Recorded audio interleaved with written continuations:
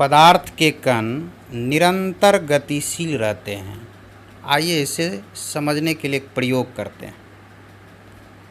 आप एक अगरबत्ती ले लें, उस बुझी हुई अगरबत्ती को घर के किसी कोने में रख दें और वहाँ से अलग हो जाएं, और आप प्रेक्षण करें क्या आपको अगरबत्ती की सुगंध घर के किसी दूसरी ओर से अनुभव कर पाते हैं। उसे क्या वह सुगंध आपको प्राप्त होता है अगरबत्ती का?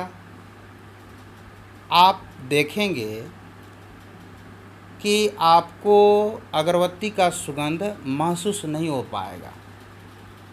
आप अगरबत्ती की सुगंध को प्राप्त नहीं कर पाएंगे।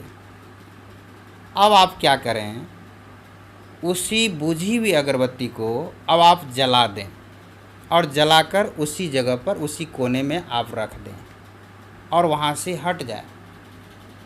आप घर के किसी दूसरे कोने में आ जाए, तीसरे कोने में आ जाए, यानी किसी और रहें।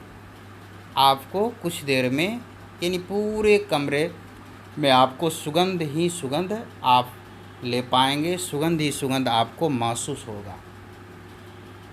तो इस प्रयोग से यह स्पष्ट होता है कि पदार्थ का जो कण है वो निरंतर गतिशील रहता है, क्योंकि जैसे ही आपने अगरबत्ती को जलाया तो उसके जलने से उससे जो धुआं उत्पन्न हुआ, उस धुआं का जो कण है, उसमें जो कण है वो गतिशील हो गया और उसमें जो उसका सुगंध है उस कण में, यानी कि अगरबत्ती में जो सुगंध है, तो जब अगरबत्ती बुझी हुई थी तो उसमें गतिशील नहीं था वो, उसका जो कण है वो कण ही गतिशील नहीं था, और कण गतिशील नहीं होने के कारण जो अगरबत्ती में सुगंध मिला हुआ था वो सुगंध भी पूरे कमरे में फैल नहीं पा रहा था।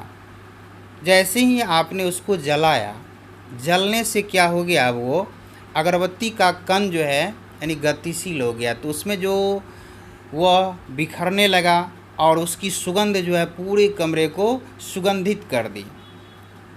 तो आपने समझा कि पदार्थ के कण निरंतर किस प्रकार से गतिशील रहते हैं।